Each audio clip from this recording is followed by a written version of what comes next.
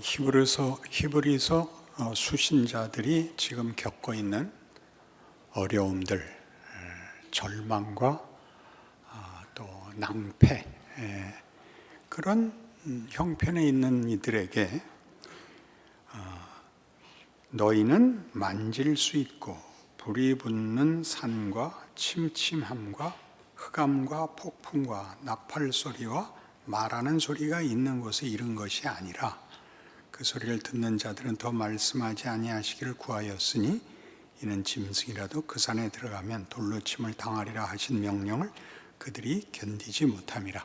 시내산 사건을 얘기합니다. 출애굽에서 이제 시내산에 도달하여 하나님께서 모세를 산 위로 부르시고 강림하심으로 빽빽한 구름과 흑암과 번개와 뇌성으로 모두가 두려워하게 되고 산에 가까이 오지 마라, 누구든지 근접하는 자는 다 죽을 것이라 하는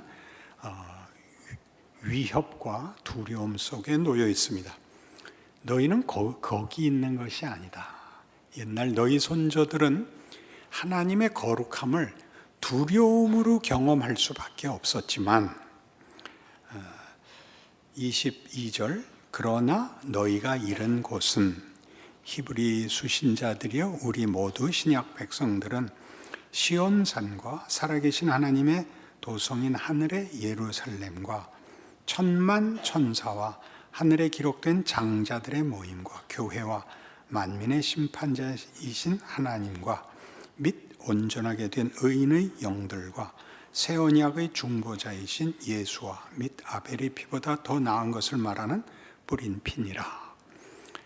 우리가 이른 곳은 히브리 수신자들이 승리하지 않았는데 고통 속에 있고 스스로 낙심하고 있는데 너희가 가진 지위, 너희가 가진 신분은 이렇게 굉장한 것이란다.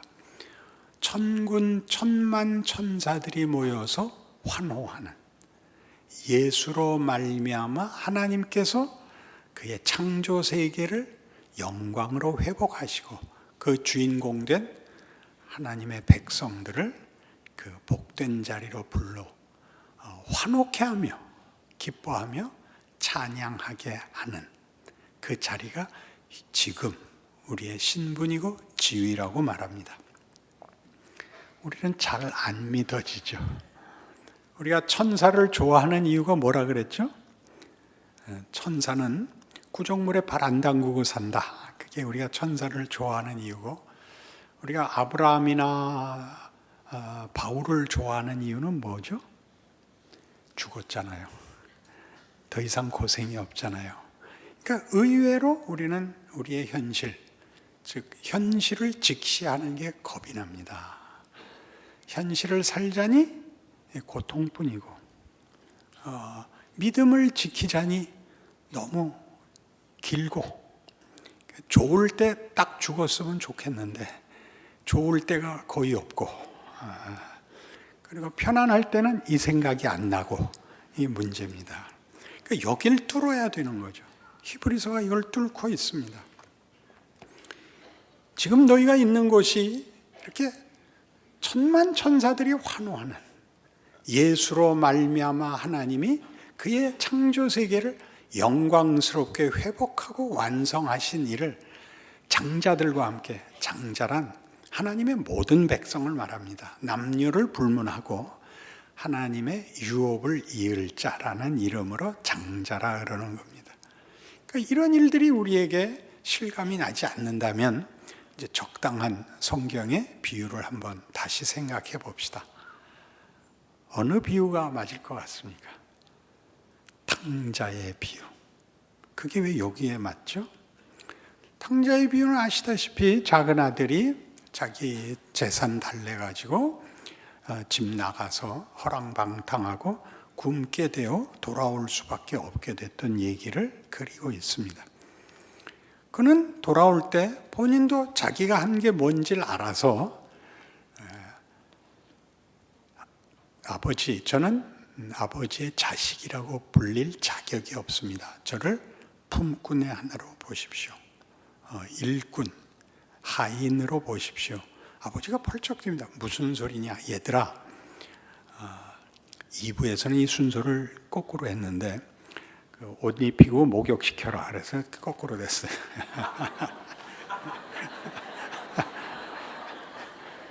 목욕시키고 옷 입혀라.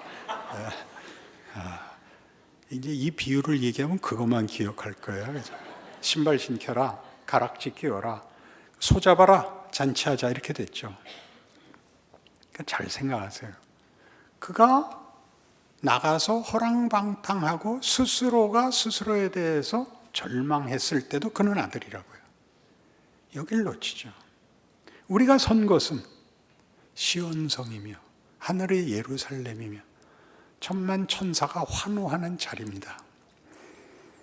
신분과 지위가 거긴데 문제는 거기 있는 자답게 살지 못하는 것이요. 그러니까 싸움이 그 영광과 지위를 명예롭게 살아내느냐, 그 슬슬 도망가고 못나게 구느냐의 신앙의 갈림길이 있어야 되는데 우리는 줄곧 잘못하면 다시 지옥으로 떨어지고 잘하면 다시 천국으로 가고, 그래서 매일 지옥 갔다 천국 갔다가 되는 듯이 생각을 해서 한번 결정하면 그게 끝장이 되게 좀 해주시지, 뭘로 확인해서 다시는 죄를 안 짓는 것으로. 죄라고 얘기할 거 없습니다. 여기서는 못난 짓입니다. 이게 잘 생각하셔야 돼요. 신앙생활은 당신이 절망할 문제가 아니라 부끄러워해야 되는 일이 생기는 거죠. 그렇게 하는 건 부끄럽다, 다시는 안 한다 이렇게 돼야지, 절망으로 가면 안 되죠. 곧 돌이키게 마련이죠. 왜? 부끄러운 일이니까. 그렇게는 안 하겠다. 이리 오라고 하는 얘기입니다. 그래서 중요하게 큰아들이 밭에서 일하다 돌아옵니다. 이게 웬 풍악 소리냐? 동생이 돌아와서 아버지가 기뻐서 잔치를 열었습니다. 안 들어가려고 그러죠. 아버지가 와서 얘야 들어가서 함께 즐기자. 아니 이 재산을 다 탕진해버린 자식한테 무슨 잔치입니까? 저와 제 친구들한테는 염소 새끼도 한 번 안 잡았습니다. 뭐라 그러시죠? 얘야 너는 늘 나와 항상 함께 있지 않냐? 내 것이 다 네 것 아니냐? 탕자의 비유에서 우리가 틀리는 게 뭐라 그랬죠? 그가 돌아온 것을 기뻐하지 돌아온 게 끝이 아닙니다. 돌아와서 이 큰아들 같이 살아야 됩니다. 큰아들 같이. 뭐요? 그가 불만인 인생, 매일 일만 하고 염소 새끼도 하나 안 잡아주고 뭘 먹었을까요? 그러면 굶었단 뜻일까요? 이렇게 만족스럽게 영광돼 보이지 않는 인생을 살았는데 이게 뭡니까? 내게는 염소 새끼도 한 번 안 주지 않았습니까? 그가 뭐라고요? 하나님의 동역자로, 유업을 이을 자로 사는 하나님의 훈련. 여기를 우리가 버텨내야 되는 것이죠. 그래서 우리가 이 시내산과 시온산의 대비를 통하여 하나님의 거룩하심이 두려움으로 나타난 것과 하나님의 거룩하심이 우리의 기쁨과 환희가 되는 것을 구별하지 못하면 믿은 건지 마른 건지에서 길을 잃죠. 문제는 내가 내 지위를 벗어날 수 없는 운명 속에, 그런 축복 속에서 위대하게 명예롭게 사느냐 못나게 부끄럽게 사느냐에 서 있으면 우리는 생각이 달라집니다. 더러운 말은 하지 마라. 그거를 더러운 말을 하면 죄다가 아니라 더러운 말을 하는 것은 어울리지 않는다. 어느 버스에 예전에 자가용 없을 때 다 이 대중교통이 버스였을 때 어떤 귀부인이 타고 가는데 핸드백을 보니까 열려 있는 거예요. 안에 넣어놨던 돈이 없어졌고 딱 보니까 앞에 허름한 남자가 서 있습니다. 이 도둑놈아! 하고 소리를 쳤습니다. 근데 뒤에서 부인 너무 놀라지 마세요. 제가 소매치기를 이미 잡아놨는데 소란스러울까봐 가만히 있었습니다. 돈이랑 다 찾았습니다. 걱정하지 마십시오. 그래서 이 부인이 앞에 사람한테 미안하게 됐죠. 죄송합니다. 제가 잘못 알고 그랬습니다. 그 초라한 모습의 남자분이 이렇게 대답을 했대요. 부인, 그저 우리 둘이 다 오해를 잠시 했을 뿐입니다. 당신은 제가 도둑놈인 줄로 오해했고 저는 당신이 귀부인인 줄로 오해했습니다. 딱 알겠죠? 귀부인답게 구세요. 예수 믿는 사람답게 구세요. 그걸 놓치면 그냥 우리는 그냥 망하는 겁니다. 이게 뭐 운명이 망하는 게 아니라 이 꾸중을 받는 거죠. 거기가 현실을 살아내는 데 있어서 여러분이 가져야 할 중요한 기준점이에요. 그러니까 무슨 큰 일을 해서 보상을 받을 생각을 해서 한 방에 어떻게 더 이상 고민이 없어지는 이런 것이 아니라 연기를 하듯이 어느 드라마에 출연을 한 것 같이 내가 가야 하는 모든 길에서 주인공 노릇을 해야 되는 그 긴 위대한 기회가 각각의 인생에 주어졌다고 성경은 말하고 있는 것입니다. 그냥 우리는 마음껏 잘난 척할 수 있죠. 아무것도 안 하고가 아니라 그때마다 잘할 수 있죠. 악에게 지지 말고 선으로 악을 이기라가 뭐라 그랬어요? 악당이 악역을 하듯 신자는 선한 역을 해라. 멋있게 굴어라. 그 더러운 말과 욕지거리와 저주는 하나도 명예가 없다고요. 아무리 해도 시원하지도 않고 아무리 해도 영광이 되지 않습니다. 그건 하면 손해입니다. 그렇지 않습니까? 멋있게 말하는 건 어렵습니다. 실력 없을 때는 가만히 있는 게 최고입니다. 가만히 계시고 실력이 쌓이면 멋진 말을 하게 되고 하면 실력이 늡니다. 여러분이 그 경우, 어려운 경우, 여러분도 확 폭발하고 싶은 경우를 하나님이 걷게 하는 이유는 우리가 크기를 바라기 때문입니다. 우리가 실력 있는 사람이 되라고 마음껏 길을 열어주고 있는 셈입니다. 골로새서 3장에 가보시죠. 326페이지입니다.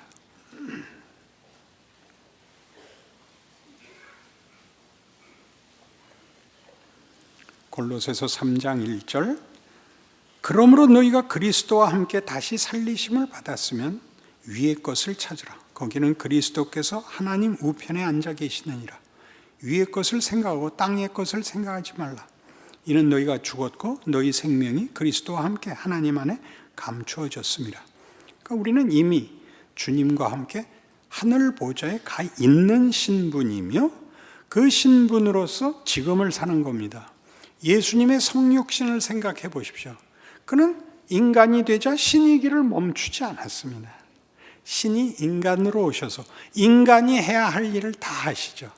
그게 얼마나 어려웠으면 히브리서 5장 7절에서 그는 육체에 계실 때 죽음에서 자기를 능히 구할 하나님께 심한 통곡과 간구로 소원을 아뢰었고 그의 경외하심을 인하여 들으심을 얻었느니라.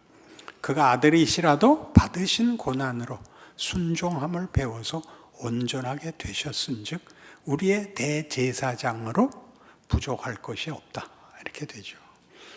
예수님께서 이미 걸으신 길, 예수님이 걸었다는 것은 하나님께서 이것이 최선이라고, 이것이 나의 지혜고 권능이라고, 너희가 생각하는 어떤 대안들도 이것보다 나은 것이 없다고 그렇게 우리에게 말씀하시고 또 그 일을 실제로 하고 계시는 것이 인류 역사고 현실이고 우리 각각의 자신들입니다. 한 사람이 훌륭해지는 데 있어서 제일 많이 원인이 되는 일은 실패입니다. 그리고 낙심입니다. 그게 제일 많은 일을 합니다. 현실이 우리를 위협하고 유혹하는 현실에 있는데 세상의 위협과 시험의 근거는 세상 법칙이죠. 세상이 너 이래야 돼. 내 말 안 들으면 너 죽어. 이게 세상이 하는 얘기입니다. 적자 생존이요, 경쟁 사회요, 약육 강식이요 하는 단어들로 잘 알고 있는 겁니다. 그러나 그것은 스스로 생각해도 부끄럽고 명예로울 게 없고 비정해져야 되고 악해져야 되고 마지막은 허망하게도 죽음입니다. 그러나 우리가 가는 길에서는 우리가 그런 모든 일을 겪을 때마다 우리는 더 좋은 말을 할 수 있고 더 좋은 선택을 할 수 있다는, 또 세상은 주지 못하는 선택이 있습니다. 내 원수가 줄이거든 먹이고 목마르거든 마시게 하라. 굉장하죠. 너희를 저주하는 자를 저주하지 말고 축복하라. 이런 것들은 실제로 유용합니다. 저주를 하고 폭력으로 보복하는 것은 돌아올 게 없습니다. 그리고 보복을 하려면 내가 상대방보다 더 악해져야 됩니다. 지는 것 같은 이것, 그러니까 예수 안에서 하나님이 보이신 덕목들과 영광들과 우리에게 준 기회들이 무엇인지를 알아야 됩니다. 세상과 하나님이 하시는 일 사이에서 어느 것이 더 나은가를 볼 수 있고 어느 것이 우리에게 더 만족스러운 정체성인가 선택할 수 있습니다. 작은 아들이 둘러오면서 뭘 배우느냐 하면, 돼지 우리를 치면서 쥐염 열매를 먹고 살려고 해도 그게 부족한 자리에서 내가 아버지를 떠나서 여기서 굶어 죽게 됐구나. 내 아버지 집에는 풍성한 품꾼이 얼마나 많은고, 내 아버지는 그 일꾼들에게도 풍성했다. 그러니까 우리 영혼이 아는 거죠. 세상은 결국 우리를 메마르게 하고 말라 죽인다. 아무 가치가 없게 한다. 그러나 우리 아버지는 그렇지 않다. 윤택하게 하며 풍성하게 하며 자랑하게 하신다. 그게 이제 선택할 수 있는 경험이 되죠. 여러분, 여러 번 실패하셔도 돼요. 여러분을이라고 부르는 이름이 여러 번에서 왔을 거예요. 그래서 커요. 늘 얘기하듯이 생명은 비가 오면 비가 와서 크고, 바람이 불면 바람이 불어서 크고, 해가 나면 해가 나서 크고, 생명이 없는 것은 비가 오면 비가 와서 썩고, 바람이 불면 바람이 불어서 썩고, 해가 나면 해가 나서 썩습니다. 하나님이 여러분을 무엇을 만들었는지 알아야만 우리는 이 성경이 하는 이 얘기들, 너희가 선 곳은 거룩한 시온산이다, 하늘의 예루살렘이다, 천만 천사의 환호성 속에 함께 선 예수 그리스도와 그의 피가 증거하는 자리다 라는 걸 알게 됩니다. 12절, 그래서 이런 어찌 보면 명령 같아 보이는 말이 나옵니다. 12절, 그러므로 너희는 하나님이 택하사 거룩하고 사랑받는 자처럼 긍휼과 자비와 겸손과 온유와 오래 참음을 옷 입고, 누가 누구에게 불만이 있거든 서로 용납하여 피차 용서하되 주께서 너희를 용서하신 것 같이 너희도 그러하고, 이 모든 것 위에 사랑을 더하라. 이는 온전하게 매는 띠니라. 그리스도의 평강이 너희 마음을 주장하게 하라. 너희는 평강을 위하여 한 몸으로 부르심을 받았나니 너희는 또한 감사하는 자가 되라. 그리스도의 말씀이 너희 속에 풍성히 거하여 모든 지혜로 피차 가르치며 권면하고 시와 찬송과 신령한 노래를 부르며 감사하는 마음으로 하나님을 찬양하고, 또 무엇을 하든지 말에나 이래나 다 주 예수의 이름으로 하고 그를 힘입어 하나님 아버지께 감사하라. 이걸 하면 복을 받고, 이거 아니고 다른 더러운 말을 하면 벌을 받고의 기준이 아니고, 너희 다워라죠. 너희에게만 이 명예가 있다. 너희에겐 이것이 하나의 책임이고 너희의 자랑이다. 너희는 덕이 되는 말을 하고 너희는 멋진 말을 해라. 너희는 내 자녀다. 내 이름으로 일컫는 바 거룩한 내 백성들이다. 너희의 지위와 너희의 신분을 욕되게 하지 마라. 너 자신을 위하여. 이렇게 된 겁니다. 그래서 오늘 우리가 본 히브리서 12장의 오늘 본문을 보면 중요한 인물 둘이 등장을 해요. 하나는 가인이고, 에서고, 하나는 아벨입니다. 16절, 12장 16절, 음행하는 자와 혹 한 그릇 음식을 위하여 장자의 명분을 판 에서와 같이 망령된 자가 없도록 살피라. 여기서 장자의 명분은 뭐죠? 이거, 하나님의 유업을 받을 자의 지위를 뭐에 팔아먹었다고요? 한 그릇 죽에 팔아버렸죠. 여러분이 매일 하는 기도 아닌가요? 하나님, 다른 거 다 원치 않습니다. 그저 제 아들 이번에 학교만 붙여주시면 더 이상 와서 징징거리지 않게. 이거는 너무 미치는 장사입니다. 그렇게 하지 마세요. 그걸 걸지 마세요. 여러분이 하나님의 백성으로 사는 걸 걸지 마세요. 그 운명과 지위를 걸고 여러분의 진정성을 그렇게 얘기하지 마시고, 하나님이 우리를 복 주시기를 원하고 우리 인생을 위대하게 하신 것을 믿습니다.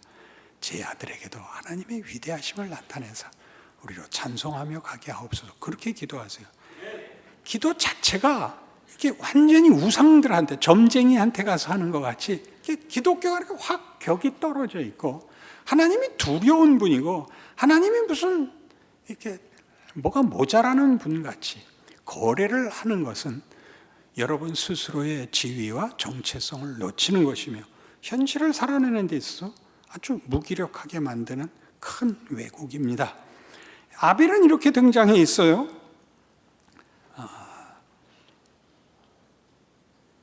22절부터 보죠. 그러나 너희가 이른 곳은 시온산과 살아계신 하나님의 도성인 하늘의 예루살렘과 천만 천사와 하늘에 기록된 장자들의 모임과 교회와 만민의 심판자이신 하나님과 및 온전하게 된 의인의 영들과 새 언약의 중보자이신 예수와 및 아벨의 피보다 더 나은 것을 말하는 뿌린 피니라. 여기 아벨의 피는 왜 나왔죠? 아담과 하와가 난 아들이 가인이었습니다. 가인이 아벨을 죽였죠.